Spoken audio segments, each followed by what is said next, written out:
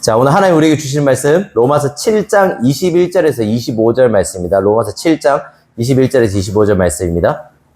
다들 찾으신 줄 알고 제가 하나님 말씀 읽어드리겠습니다. 여러분을 사랑하는 하나님 말씀을 들으십시오. 그러므로 내가 한 법을 깨달았노니 곧 선을 행하기 원하는 나에게 악이 함께 있는 것이로다. 내 속사람으로는 하나님의 법을 즐거워하되 내 지체 속에서 한 다른 법이 내 마음의 법과 싸워 내 지체 속에 있는 죄의 법으로 나를 사로잡는 것을 보는도다. 오라 나는 공고한 사람이로다. 이 사망의 몸에서 누가 나를 건져내랴. 우리 주 예수 그리스도로 말미암아 하나님께 감사하리로다. 그런즉 내 자신이 마음으로는 하나님의 법을 육신으로는 죄의 법을 섬기노라. 아멘. 우리는 계속해서 예수의 비유라는 이 시리즈를 알아보고 있었는데요. 오늘 특별히 좀 단편 설교를 한 편 듣도록 하겠습니다. 오늘은 싸움이라는 주제에 대해서 들을 겁니다. 혹시 여러분 이런 말을 들어보신 적 있나요? 다 싸우면서 크는 거다. 여러분도 그런 경우가 있겠죠? 그리고 혹시 드래곤볼이라는 만화 아십니까? 거기에 보면 손오공이라는 주인공 캐릭터가 있습니다. 근데 손오공은요, 이 종족이 사이언인이라고 하는데, 이 종족은요, 싸우면 싸울수록 점점 힘이 세집니다. 그래서 나중에 밸런스 조절이 실패할 정도로 힘이 세집니다. 그리고 재밌게도 성경도 우리에게 이런 싸움이 있다라고 말합니다. 우리가 피할 수 없는 싸움이 있다고 말하는 거죠. 그리고 성경은 이 싸움을 잘 싸울 수 있는 방법에 대해서도 말해주는데요. 그래서 오늘 설교 제목이에요. 바로 싸움의 기술입니다. 오늘 성경을 통해서요. 성경이 말하는 싸움이 무엇이고 우리가 그 싸움을 어떻게 잘 싸울 수 있는지, 우리의 기술을 어떻게 쓸 수 있는지에 대해서 알아보도록 하겠습니다. 저는 오늘 특별히요. 4대지로 설교하도록 하겠습니다. 첫 번째, 우리 안에서 일어나는 싸움, 우리 안에서 일어나는 싸움에 대해서 알아볼 거고요. 그리고 두 번째, 싸움에 대한 우리의 잘못된 반응을 알아볼 겁니다. 싸움에 대한 우리의 잘못된 반응. 세 번째, 싸움의 기술에 대해서 알아보죠. 어떻게 싸워야 되는지. 그리고 마지막 네 번째, 싸움의 동기와 능력. 어떻게 잘 싸울 수 있는 마음과 능력을 가질 수 있는지를 알아보도록 하겠습니다. 먼저 우리 안에서 일어나는 싸움입니다. 이 로마서 7장은 성경을 해석하는 사람들에게 아주 뜨거운 감자와 같은 이 장입니다. 이슈가 있는 장이죠. 바로 로마서 7장에서 바울은 회심하기 전에 바울인가 아니면 회심 후에 바울인가를 말하는 것에 대한 논쟁이 있습니다. 우리 21절에서 23절 한번 읽어볼까요? 시작. 그러므로 내가 한 법을 깨달았노니 곧 선을 행하기 원하는 나에게 악이 함께 있는 것이로다. 내 속사람으로는 하나님의 법을 즐거워하되 내 지체 속에서 한 다른 법이 내 마음의 법과 싸워 내 지체 속에 있는 죄의 법으로 나를 사로잡는 것을 보는도다. 바울은 지금 무슨 말을 하고 있나요? 바울은 자신 안에요. 지금 두 마음이 싸우고 있다라고 말합니다. 선한 마음과 악한 마음이 싸우고 있다라고 말하는 거예요. 바울의 이 말에 많은 사람들은요, 이 본문을 해석하는데 헷갈렸습니다. 이런 거죠. 예수님을 믿으면 우리는 이미 모든 것을 다 승리하지 않나요? 이미 승리했지 않나요? 그리스도가 우리 위해 승리하셨는데, 이제 악한 마음은 없고, 우리 안에 선한 마음만 있어야 되는 건 아닌가요? 라고 생각했기 때문입니다. 이 부분을 조금 더 구체적으로 살펴보면 23절에 이렇게 말하거든요. 내 지체 속에 있는 죄의 법으로 나를 사로잡는 것을 보는도다. 로마서 7장이 바울이 회심하기 전, 즉 예수 그리스도를 믿기 전이라고 주장하는 사람들은 이렇게 생각했습니다. 그리스도를 믿는 신자가 어떻게 죄에 사로잡힐 수가 있는가라는 의문을 가졌던 거죠. 그래서 로마서 7장이 바울이 회심하기 전이라고 말하는 사람들도 많습니다. 하지만 우리가 믿고 우리가 사랑하는 개혁주의의 많은 신학자들은 이를 바울이 회심한 후라고 표현하는 것을 봅니다. 그리고 저도 이 의견에 전적으로 동의합니다. 7장을 바울이 회심한 후로 본다는 건 이런 말입니다. 바울이 예수님을 믿고 난 이후에도 죄로부터 모든 용서를 받고 의롭다 여김을 받고 심지어 하나님의 자녀가 된 이후에도 바울의 마음속에는 선한 마음과 악한 마음이 여전히 싸우고 있다라고 말하는 겁니다. 그의 마음의 싸움이 계속해서 일어나는 거죠. 여러분 영화에서 이런 장면을 보신 적이 있을 겁니다. 주인공이 어떤 것을 결정해야 될 상황이 옵니다. 그때 천사가 와서 속삭입니다. 안 돼. 나쁜 짓을 해서는 안 돼. 선한 일을 해야 돼. 그리고 반대에 누가 나타나죠? 마귀가 나타납니다. 이렇게 말하는 거죠. 괜찮아. 한 번쯤이야. 뭐 어때? 나쁜 짓 질러버려. 이 두 속삭임 속에서 주인공은 갈등합니다. 이처럼 바울도 자신 안에 있는 선한 마음과 악한 마음이 싸우고 있다라고 말하는 겁니다. 그럼 바울이 말하는 선한 마음은 무엇일까요? 성경이 말하는 선한 마음은 22절에 이렇게 말하거든요. 내 속사람으로는 하나님의 법을 즐거워하되. 여기서 하나님의 법은 하나님을 사랑하고 갈망하고 추구하는 마음을 말합니다. 즉 바울이 말하는 선한 마음은 하나님의 뜻에 따라 하나님을 사랑하며 그분을 추구하며 살아가는 것이 즐겁다는 의미입니다. 이해하셨어요? 하지만 동시에 바울은 23절에서 죄의 법이 자신을 사로잡는다라고도 말합니다. 그럼 죄의 법은 뭘까요? 악한 마음이에요. 하나님을 추구하지 않고 하나님을 사랑하지 않고 하나님을 따르지 않는 마음을 성경은 악한 마음이라고 말합니다. 그리고 이 싸움을 이렇게 표현할 수 있습니다. 재밌게도 이 싸움은요, 그리스도인에게만 일어나는 싸움이라는 겁니다. 다시 한번 말씀드릴게요. 이 싸움은 악한 마음과 선한 마음이 싸우는 이 싸움은 그리스도인에게만 일어나는 마음입니다. 만약에 여러분이 그리스도인이 아니라면, 우리들이 그리스도인이 아니라면 우리 안에 이 싸움은 절대로 일어나지 않습니다. 생각해 보십시오. 저는 종종 불신자들을 만납니다. 그리고 15년 전에 저도 기독교를 싫어하는 불신자였습니다. 어느 누구도 하지만 이 불신자들과 얘기하고요. 제 예전 불신자 때를 떠올려 보면 어느 누구도 불신자가 죄의 본질에 대해서 깊이 이해하는 사람은 거의 없습니다. 그래서 성경에서 너를 죄인이라고 말해라고 한다면 불신자들은 대부분 불쾌하거나 불편함을 호소하기도 합니다. 그리고 저도 그랬습니다. 그리스도를 믿지 않는 자들에게요, 죄는 양심에 어긋나거나 세상의 법을 지키지 않는 정도입니다. 이들이 생각하는 죄의 기준은 성경의 기준과 다른 거죠. 그렇다면 성경이 말하는 죄는 무엇인가요? 바로 하나님을 사랑하지 않고 하나님을 믿지 않고 하나님을 추구하지 않는 모든 것을 성경은 죄라고 말합니다. 하타트라고 하거든요. 관역으로부터 빗나갔단 말이에요. 즉 하나님이란 관역으로부터 빗나간 모든 것들이 뭐라고요? 죄라고 성경은 말하는 겁니다. 이런 의미에서 불신자들에게 하나님을 사랑하지 않는 것이 죄라는 것, 그들에게 이해할 수 없고 생각해 본 적도 없는 영역일 수밖에 없는 거죠. 즉 그리스도인이 아니고서는 성경이 말하는 선한 마음과 악한 마음의 본질을 절대로 깊이 이해할 수가 없는 겁니다. 결국 바울이 말하는 하나님을 추구하는 선한 마음과 하나님을 추구하지 않는 악한 마음이 싸우는 이 싸움은 누구에게만 일어난다고요? 신자요, 예수 그리스도를 믿는 자들에게만 일어나는 싸움입니다. 이런 의미에서 우리에게 이 싸움이 계속해서 일어나지 않잖아, 여러분의 삶에서. 그렇다면 우리는 우리의 삶의 신앙에 대해서요, 조금 진지하게 고민해 볼 필요 있습니다. 내 마음속에 하나님을 추구하는 마음과 하나님을 추구하지 않는 마음이 계속해서 싸우는 걸 경험하지 못한다면요, 어쩌면 우리는 예수 그리스도에 대해서 잘 모를 수도 있는 거죠. 그리고 이 모든 것을 보았을 때 우리는 오늘 본문의 바울을 회심한 이후에, 예수 그리스도를 믿고 난 이후에 싸움을 벌리는 바울이라고 해석할 수 있는 겁니다. 자, 이게 바울 로마 7장에 대한 해석이에요. 자, 두 번째 대지입니다. 그럼 싸움에 대한 우리의 잘못된 반응을 살펴보죠. 4대지인 대신 조금씩 구절이 다 짧아요, 대지가. 대체적으로 이 싸움에 대해서 잘못된 반응 두 가지는 이런 식으로 나타납니다. 먼저는요, 완전주의예요. 완전주의란 이런 겁니다. 우리가 예수님을 믿고 난 후 새 사람이 되면 우리가 모든 죄악을 이겨내고 완전해질 수 있다라고 믿는 겁니다. 그리고 성경의 몇몇 구절들은 이것을 인정하는 것처럼 보입니다. 이 완전주의를요. 마태복음 5장 48절이거든요.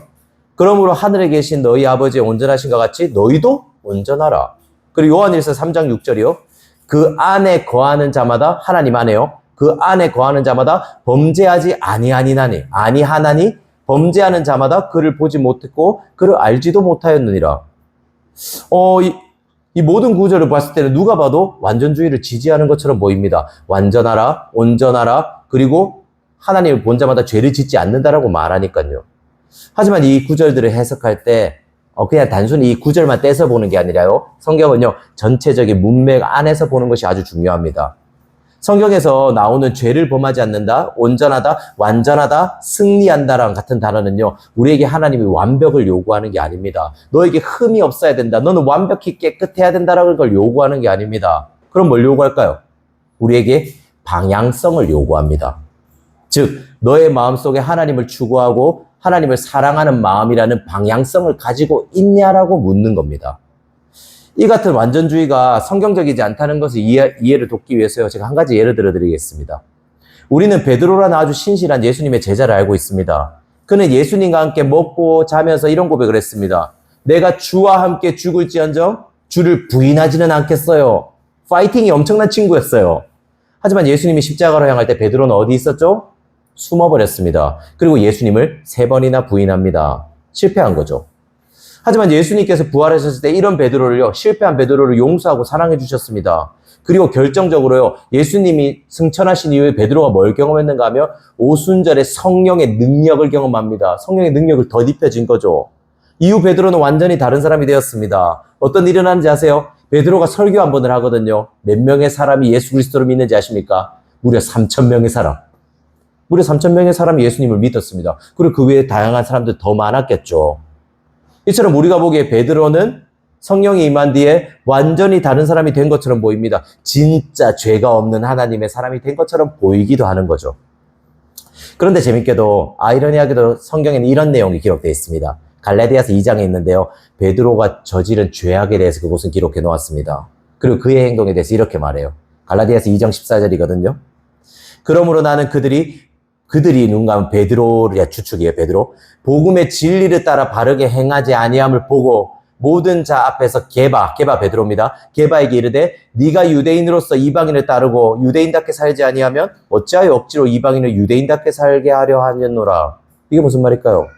베드로는 복음을 아는 사람이었고 우리가 보기엔 죄와는 거리가 먼 사람이었습니다.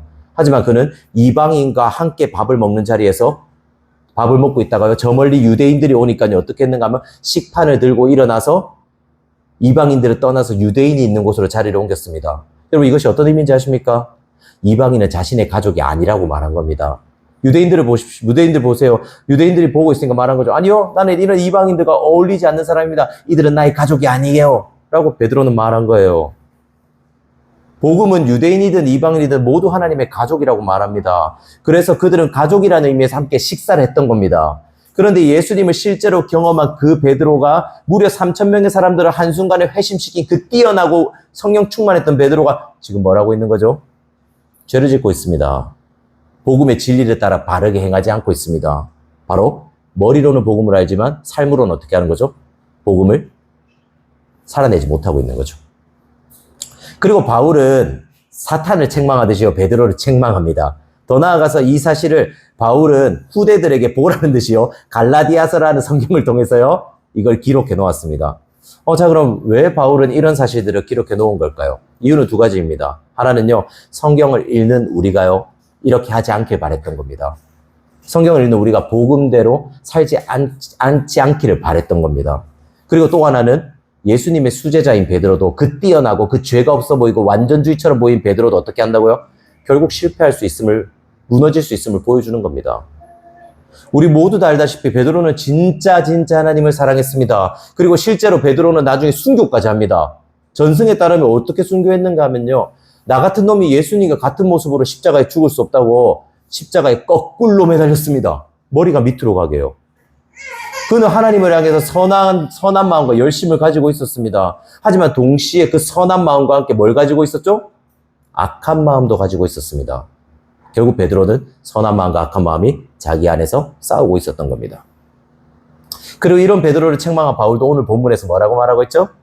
나도 베드로와 같이 하나님을 추구하는 마음을 가지고 있습니다. 하지만 동시에 나도 베드로와 같이 죄를 추구하는 마음도 가지고 있습니다. 그리고 나 바울도 내 마음속에서 이 죄가, 이 선한 마음과 악한 마음이 싸운다라고 말하는 거예요. 자신은 완벽하고 싶은데 절대 완벽할 수 없다라고 말하는 겁니다. 그래서 이렇게 고백해요. 24절이거든요. 오라 나는 공고한 사람이로다. 이 사망의 몸에서 누가 나를 건져내랴. 그리고 싸움에 대해서 잘못된 두 번째 반응은요, 패배주의입니다. 패배주의. 첫 번째가 완전주의라면 두 번째는 패배주의예요. 성경은 우리를 향해서 죄인이라고 말합니다. 하지만 우리는 그리스도를 믿고 그분의 의를 옷으로 입습니다. 우리가 자주 쓰는 말이 있어요. 칭의. 들어보셨죠? 의롭다고 여겨지는 겁니다. 의롭다고 칭해주는 겁니다. 그런데 여기서 핵심은요, 의롭다고 여겨지는 겁니다. 이게 무슨 말일까요? 우리는 여전히 이 땅에서 육신을 입고 이 육체를 입고 살기 때문에요, 계속해서 죄를 짓습니다. 하지만 그런 우리를요, 죄를 짓는 우리를 하나님이 어떻게 하신다고요? 의롭다고 여겨주시는 거예요. 칭해준다고요. 그리고 우리는 흔히 칭이라는 말을 쓰다 보면 자연스럽게 이런 오해가 생기게 됩니다. 우리 모두 이런 말을 해보셨고요. 이렇게 산 적도 많을 겁니다. 이런 거죠. 죄인이라서 어쩔 수 없었어요. 죄인이라서 죄를 안 짓는 게 안 되는데 어떡해요? 나도 노력했는데 결국 죄인이라서 안 되더라고요. 그래도 하나님이 날 사랑하고 이렇게 여기신다면서요. 그럼 된 거 아닌가요? 다들 이런 경험들이 있을 겁니다. 우리는 왜 이런 말을 하는 걸까요? 생각해 보십시오. 우리 안에 선한 마음과 악한 마음이 싸웁니다. 그리고 대체적으로 우리는 질 때가 많습니다. 그리고 나서 우리가 자주 하는 레퍼토리는 두 가지 중에 하나일 겁니다. 첫 번째는요, 좌절하고 두려워하는 겁니다. 이게 앞서 말했던 완전주의가 실패할 때 나타나는 결과입니다. 하나님을 두려워하게 되는 거죠. 하나님 날 벌하지 않을까? 나에게 손해가 생기지 않을까? 내가 죄를 지었는데, 나는 하나님 명령을 어겼는데 하나님이 날 칠까 봐 무서워라고 생각하는 거죠. 그리고 두 번째는 이런 거죠. 하나님, 어쩔 수 없잖아요. 나 죄인인가 아시잖아요. 라고 말하는 겁니다. 그리고 이쯤에서 우리 자신에게 솔직해져 볼까요? 여러분, 정말 여러분의 삶에서 죄와 치열하게 싸우십니까? 여기서 핵심 치열하게. 여러분 머릿속에 음란한 생각이 들 때 정말 치열하게 싸우십니까? 여러분 마음속에 염려가 들 때, 걱정이 들 때 정말 치열하게 싸우십니까? 돈을 내 마음대로 쓰고 싶을 때, 무언가를 내 뜻대로 하고 싶을 때, 이건 하나님이 기뻐하지 않으실 거라는 생각이 들 때 정말 여러분 치열하게 싸우십니까? 대부분 대답하기 쉽지 않을 겁니다. 그리고 저도 그렇습니다. 우리는 생각보다 죄와 치열하게 싸우지는 않습니다. 그래서 어쩔 수 없다는 패배주의에, 나는 죄인이잖아요, 어쩔 수 없잖아요 라는 패배주의에 젖어들기도 합니다. 이 비유를 들면 여러분에게 조금 더 이해가 쉬울 겁니다.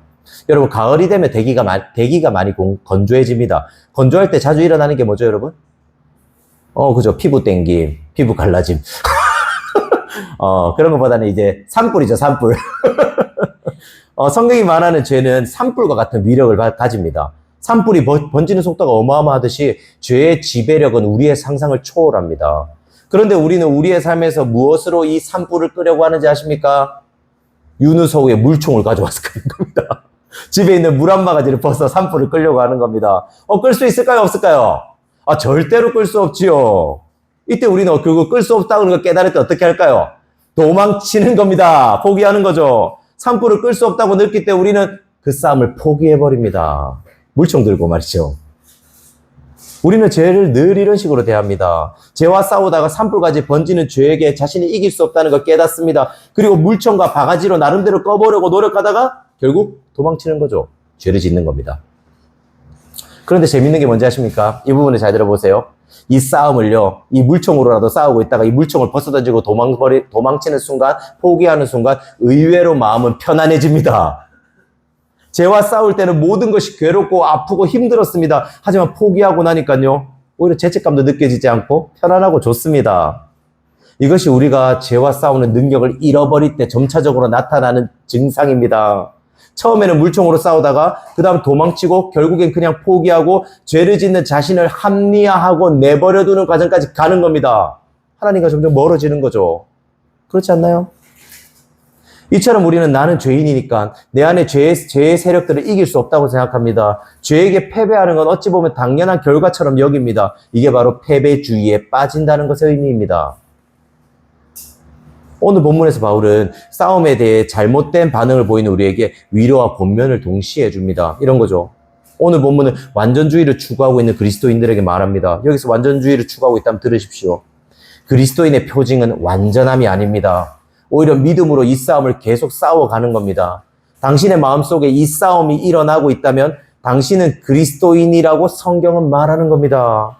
그리고 당신의 완전주의적 기준은 오히려 당신을 하나님 앞에 세우는 것이 아니라 오히려 당신을 절망하게 만들 겁니다. 당신은 절대 완전주의가 되지 못할 거니까요. 그렇기 때문에 당신이 완전하지 못하다는 것을 인정하십시오. 그리고 당신이 완전하지 못하더라도 예수님이 완전하시기 때문에 당신은 받아들여진다는 사실을 기억하십시오. 라고 위로를 주는 거죠. 그리고 반대로 패배주의에 쩔어있는 그리스도인들에게 말합니다. 여기 있는 그런 분들에게도 말하죠. 당신은 죄의 세력을 몰아낼 수 있습니다. 당신이 그리스도인이 된다는 것은 당신 안에 성령이 죄와 싸울 능력을 주신다는 말입니다. 그리고 성령을 주실 뿐만 아니라 이미 그리스도가 승리하셨습니다. 그분이 승리하셨기 때문에 그 승리는 이미 당신의 것입니다. 그러니 더 이상 죄를 산불처럼 어마어마하다고만 생각하지 마십시오. 그 산불을 끌 수 있습니다. 다만 여러분의 물총이나 여러분의 물동이론을 끌 수 없습니다. 그럼 어떻게 이 산불을 끌 수 있죠? 비가 내리는 겁니다. 비가 내리는 거예요. 그리스도라는 은혜의 단비가 내릴 때에만 이 산불을 우리는 끌 수 있습니다. 우리의 물총이나 바가지가 아니라요. 여러분이 복음을 기피할 때 죄를 이길 수 있다는 말입니다. 그러니 패배주의에서 벗어나라고 말하는 거죠. 세 번째 대지입니다. 그렇다면 싸움의 기술입니다. 우리 안에 싸움이 있다는 것을 알았습니다. 그럼 어떻게 싸워야 할까요? 성경이 가르쳐주는 싸움의 좋은 기술은 무엇일까요? 바로요. 잘 들어보세요. 복음으로 싸우는 겁니다. 제가 복음으로 싸우라고 말하는 이유가 있습니다. 뭘까요? 우리는 대부분 복음으로 싸우지 않습니다. 그래서 제가 복음으로 싸우라고 웃으면서 얘기한 겁니다. 그럼 우리는 뭘로 싸울까요? 복음이 아니라 뭘로 죄와 싸우죠? 율법으로 죄와 싸웁니다. 다시 한번 말씀드리죠. 율법으로 우리는 죄와 싸웁니다. 이게 무슨 말일까요? 빌립보서 2장 12절에 이런 구절이 있습니다. 들어보세요.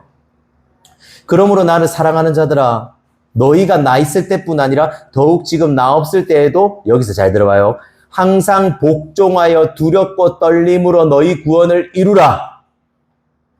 이 구절을 들으니 느낌이 어떠신가요?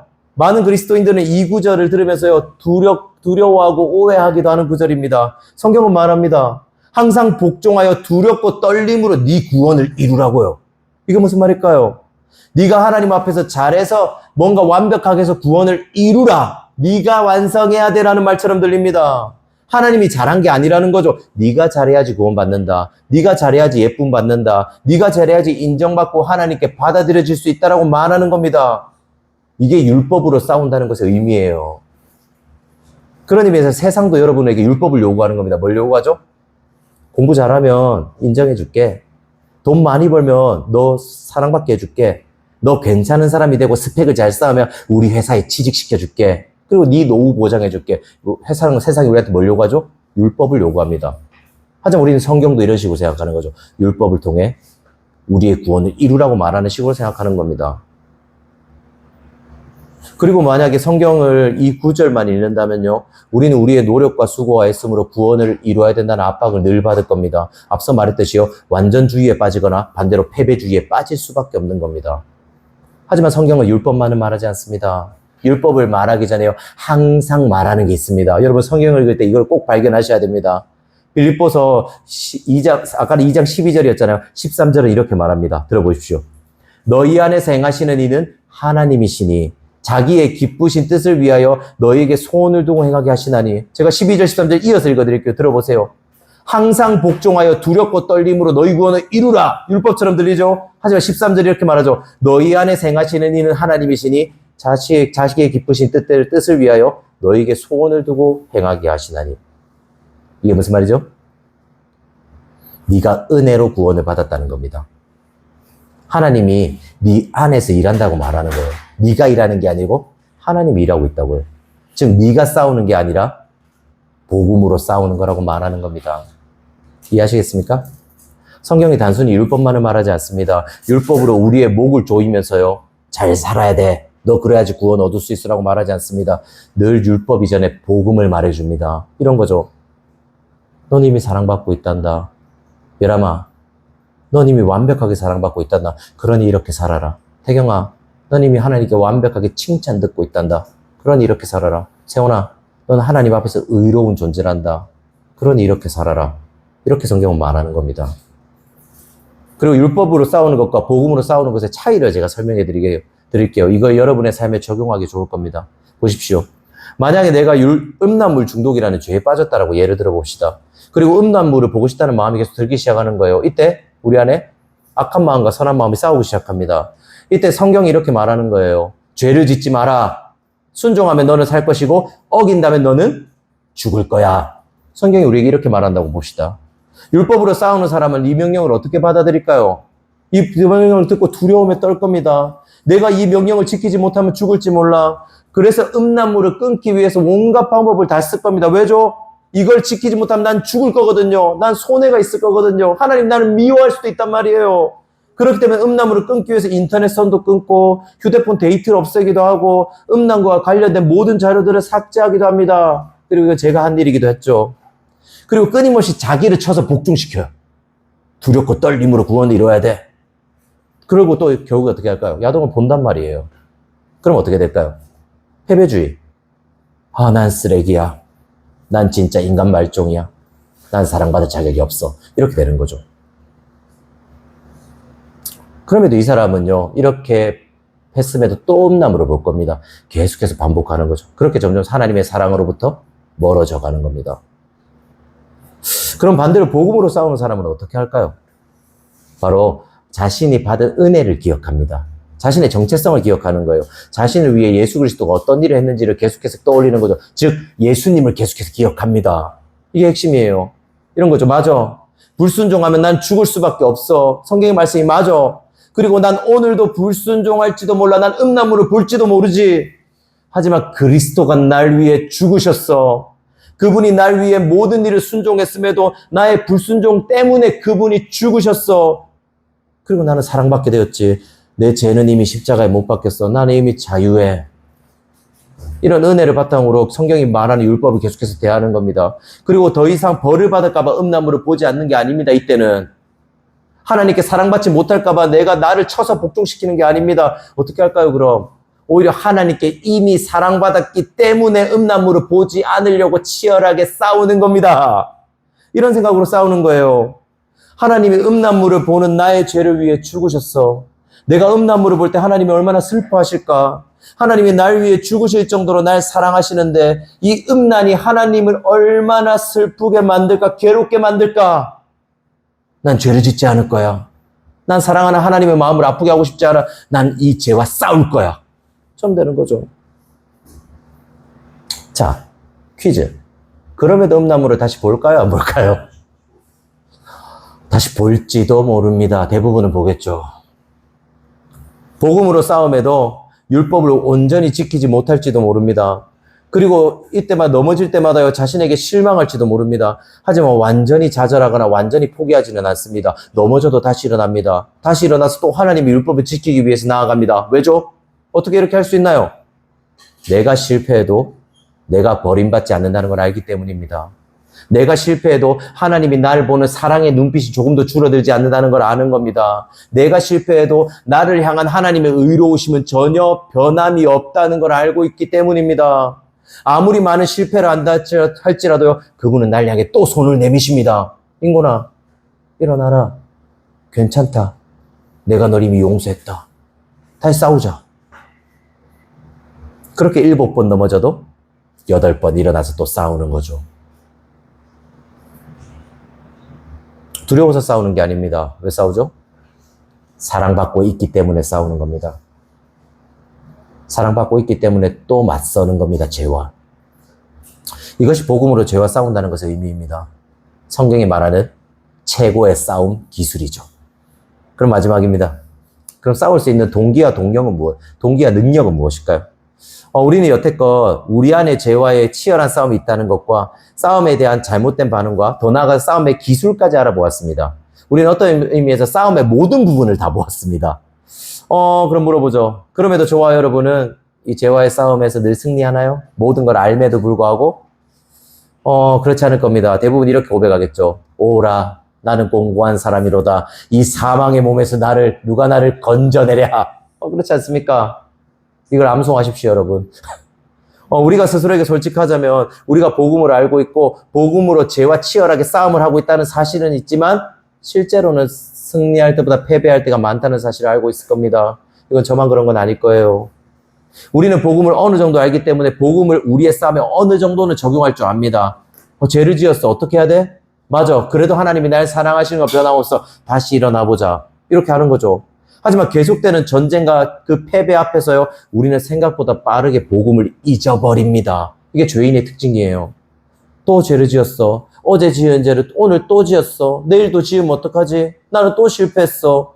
이런 나를 하나님이 좋게 봐주실 리가 없어. 이렇게 계속해서 기회를 주는데도 계속해서 실패하는 나를 하나님도 못 믿었게 여기실 거야 라고 생각하는 겁니다.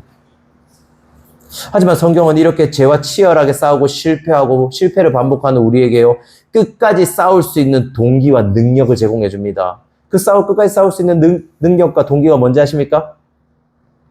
뭔가 새로운 걸 기대하죠. 아니요, 복음입니다. 참 재밌지 않습니까? 앞서서 우리는 싸움의 방법, 즉 기술도 복음이라고 말했습니다. 그리고 더 나아가서 싸움의 동기와 능력도 뭐라고요? 복음입니다. 누군가 저에게 이런 말을 하던데요. 목사님은 복음 무새라고. 복음 무새. 무슨 말만 하면 복음. 어떤 말을 해도 복음. 제가 이 말을 듣고 기뻤을까요? 안 기뻤을까요? 기뻤습니다. 하나님께 참 감사했어요. 결국 이게 무슨 말일까요? 그리스도인의 삶의 시작과 끝, 아니 모든 순간이 뭐라고요? 복음입니다. 복음이 시작이고요. 많은 사람들이 이렇게 말합니다. 복음이 시작이고 그 다음에는 우리가 해야 된다고요. 아니요. 성경은 그렇게 말하지 않습니다. 성경은요, 복음이 시작도 복음이고 과정도 복음이고 끝도 복음이라고 말합니다.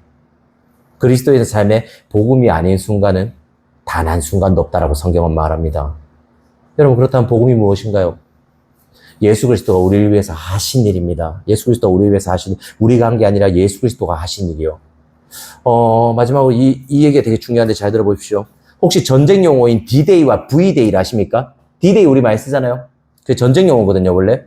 D-Day가 있고 또 V-Day가 있어요. Victory Day라고요. D-Day는 전쟁에서 공격이 개시된 날을 말합니다. 아주 중요한 작전이 실행되는 날입니다. 그래서 우리가 며칠 남았냐 D-Day를 세는 거예요. 그리고 V-Day는요, 모든 전쟁이 완벽하게 종결된 날을 말합니다. 전쟁이 완벽하게 끝날 날요. 미국에서는 이걸요, 전승 기념일이라고 그럽니다. 전승 기념일이요. 예를 들어보죠. 남한과 북한이 전쟁을 벌입니다. 남한은 지금 수세에 몰리고 있습니다. 밀리고 있습니다. 그리고 낙동강까지 북한군이 밀고 내렸습니다. 이러다가는 우리나라가 패할 것만 같습니다. 이때 미군이 출동한 거예요. 그리고 우리를 도우는 거죠. 그리고 적진의 중앙, 평양에다가 핵미사일을 한 방 날리는 겁니다, 미군이. 그리고 평양이 날아가는 거죠. 여러분, 평양이 날아간다는 것은 어떤 의미죠, 북한에게? 더 이상 전쟁을 지휘하고 이끌 그 대장이 없다는 사실입니다. 대장이 죽었습니다. 수뇌부가 죽었습니다. 그러면 전쟁은 어떻게 되는 거죠? 거의 전쟁의 승패는 결정 나는 겁니다. 우리는 이 날을 뭐라고 말하는가 하면 D-Day라고 말합니다. 전쟁이 승리한 날, 이 전쟁이 1차적으로 승리한 날요. 아주 중요한 작전이 실행되고 우두머리가 날아간 날을 D-Day라고 말합니다. 북한군은 그리고 힘을 잃어버린 거죠. 그럼 생각해보세요. 그럼 적의 수장이 날아갔습니다. 김정은이 죽었다고요. 그럼 남한까지 지금 내려온 병사들이 있잖아요. 그럼 이 사람들은 모두 다 순식간에 사라지거나 다 도망칠까요? 아니요. 생각보다 그렇지 않습니다. 전쟁에선 승리했지만요. 이 병사들은 결국에 자기들의 목숨이 갈 곳이 없다는 걸 압니다. 그리고 어떻게 하죠? 여기서라도 한 명이라도 더 죽고 내가 죽자라고 생각하면서 싸웁니다. 그때 우린 뭘 해야 되죠? 싸워야 합니다. 그 남은 북한 병사들과 싸워야 하는 거죠. 그리고 그들을 다 물리쳤을 때 전쟁이 어떻게 되는 거죠? 완벽하게 끝이 납니다. 이걸 V-Day라고 합니다. 모든 전쟁이 완벽하게 끝나는 날이요. 보십시오. 예수 그리스도가 우리의 죄를 대신해서 십자가에 죽으시고 부활하셨습니다. 이것이 어떤 의미인지 아십니까? 우리가 더 이상 죄의 노예가 아니라는 말입니다. 우리가 더 이상 죄의 노예가 아니라 하나님의 자녀가 되었습니다. 이제 그 어느 누구도 우리를 죄로 정죄하거나 협박할 수 없습니다. 사탄은 그리스도의 십자가 앞에서요, 머리가 날아갔습니다. 핵폭탄이 터져서 완벽하게 패배했습니다, 사탄은. 죄가 우리를 더 이상 지배할 수 없다는 말입니다. 여러분의 마음속에 죄가 와서 지배하려고 해도 여러분은 지배 절대로 당할 수 없습니다. 질 수는 있을지언정 완전한 패배는 할 수 없습니다. 이 날을 우리는 D-Day라고 합니다. 예수 그리스도가 십자가에서 죽으시고 부활하셔서 사탄의 머리를 짓밟은 날이요. 그래서 로마서 6장 14절에 이렇게 말하죠. 죄가 너희를 주장하지 못하리니 이는 너희가 법 아래 있지 아니하고 은혜 아래 있음이라. 그리스도가 행하신 일을 우리는 죄 아래가 아니라 은혜 안에 있습니다. 전쟁의 승패는 이미 결정난 거죠. 그리스도를 믿는 순간 그리스도가 거둔 승리가 우리의 승리가 됩니다. 하지만 여전히 뭐가 남아있죠? 죄의 잔챙이들이 남아서 우리를 끊임없이 공격하고 있습니다. 우리는 승리했음에도 불구하고 D-Day가 있음에도 불구하고 여전히 싸움을 해야 됩니다. 그리고 그 싸움으로 때로는 우리의 삶에서 상처를 입기도 하고 지치고 때로는 낙담하기도 합니다. 진짜 우리가 이긴 게 맞나? 나는 왜 여전히 죄의 공격을 받는 거지? 나는 왜 맨날 죄 때문에 이렇게 넘어지라는 의심을 품게 됩니다. 하지만 그때 십자가를 보는 거예요. 십자가와 부활 앞에 우리의 승리가 이미 결정되었습니다. 우리는 이미 은혜 안에 있습니다. 이게 무슨 말일까요? 우리의 승리를 아무도 빼앗아갈 수 없습니다. 우리의 승리는 이미 공식적으로 확정되었습니다. 그리고 우리를 공격할 수 있는 죄가 할 수 있는 것은 우리에게 약간의 스크래치나 상처를 입히는 정도일 겁니다. 이 죄들은 절대로 우리 안에 있는 생명에는 손을 대지 못합니다. 여러분을 그리스도로부터 뺏어갈 수는 없습니다. 그리스도는 그 사단에게 뺏기지 않습니다. 이미 승리했거든요. 그리고 결국에요, 예수 그리스도가 다시 오신다고 말하잖아요. 그날에 우리가 육신을 벗어버리게 될 거요. V-Day는 올 겁니다. 빅토리 데이요. 그리스도가 다시 오실 때, 그분이 재림하실 때, 이 땅의 모든 죄의 잔챙이들을 쓸어버리시고, 모든 전쟁이 끝났다는 종전선언을 우리는 듣게 될 겁니다. 사랑하는 여러분, 이게 복음입니다. 우리의 마음은 오늘도 하나님의 법과 죄의 법이요, 이 두 마음이요, 치열하게 싸움을 벌이고 있을지도 모릅니다. 지금 예배의 순간에도 그럴지 모릅니다. 그리고 이 싸움에서 정말 난 잘하고 있어요. 난 잘 이겨내고 있어요. 난 대부분 이기는 것 같아요. 이런 사람은 거의 없을 겁니다. 대부분 이 싸움을 하다 보면요, 상처를 입습니다. 다칩니다. 아픕니다. 고통스럽죠. 그리고 여러분은 그런 일을 하고 있을 겁니다. 하지만 그 싸움을 할 때 기억하는 거예요. 이 싸움은 이미 승패가 결정된 싸움입니다. 그리스도가 우리 이미 승리하셨습니다. 그리고 그분과 함께 우리도 이미 승리했습니다. 그리고 이 사실을 기억하면서요, 우리는 내 삶에서 싸우는 걸 계속해서 포기하지 않는 겁니다. D-Day를 넘어서 어디로 가는 거죠? V-Day를 기다리며 그날을 향해 계속 나아가는 겁니다. 그래서 여러분은 더 악착같이 싸울 수 있어요. 여러분 넘어질 때도요, 여러분 실패할 때도 있을 거예요. 이번 한 주 동안 또 죄를 지을 겁니다. 결심하고 싸운데도 불구하고 또 죄를 지을 거예요. 하지만 그때 기억하는 거죠. 나는 이미 승리했어. 그리고 그분이 다시 올 때 이 싸움은 완벽하게 끝이 날 거야. D-Day를 넘어 V-Day가 올 거야. 라고 기대하는 겁니다. 사랑하는 여러분, 그리스도께 오십시오. 그분의 승리가 우리의 승리입니다. 여러분이 졌다고 그분은 우리를 쫓아내지 않으십니다. 오히려 어떻게 하죠? 우리에게 손을 내밀면서 일어나라, 나랑 또 싸우자 라고 말씀하십니다. 우리 이 시간요, 한번 이 찬양하고, 오랜만에 좀 힘있는 찬양 하고 우리 한번 기도했으면 좋겠습니다. 죄에서 자유를 얻게 하면이라는 찬양입니다. 우리 한번 이 찬양을 하시면서요,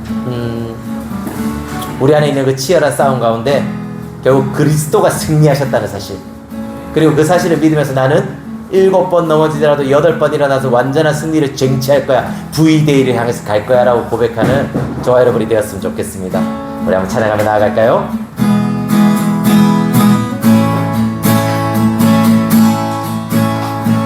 죄에서 자유를 얻게 함은 보혈의 능력, 주의 보혈, 시험을 이기는 승리되니 참 놀라운 능력이로다. 주의 보혈, 주의 보혈, 능력이 또다. 주의 피 믿으오, 주의 보혈, 그 어린 양의 매우 귀중한 피로다. 육체의 정욕을 이기림은, 육체의 정욕을 이기림은 보혈의 능력, 주의 보혈, 정결한 마음을 얻게 하니 참 놀라운 우리 3절로 찬양합시다. 눈보다 더 이게, 눈보다 더 희게 밝히는 것,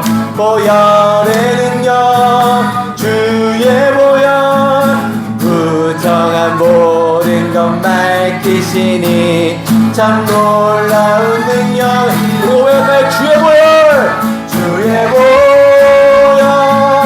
능력이 또다. 주의 피 믿으오, 주의 보혈, 그 어린 양의 매우 귀중한 피.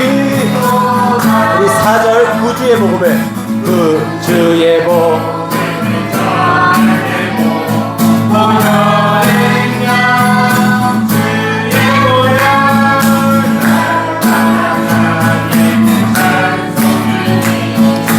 놀라운 능력이로다. 주의 보혈, 주의 보혈,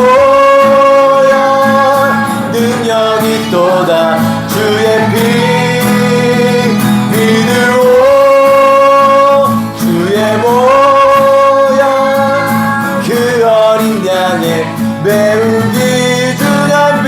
다시 한번 주의 보혈, 능력이 또다. 주의 보혈, 능력이 또다. 주의 피 믿으오, 주의 보혈, 그 어린 양의 매우 귀중한 피. 주의 보혈, 능력이 또다.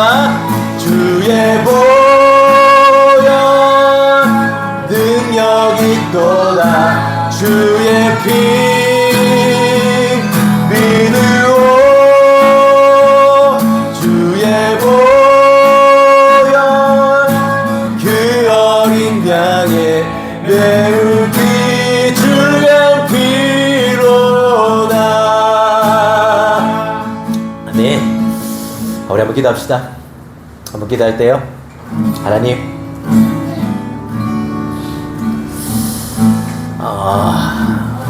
여러분 이거 알잖아요. 여러분 삶에 싸움이 참 치열하잖아요.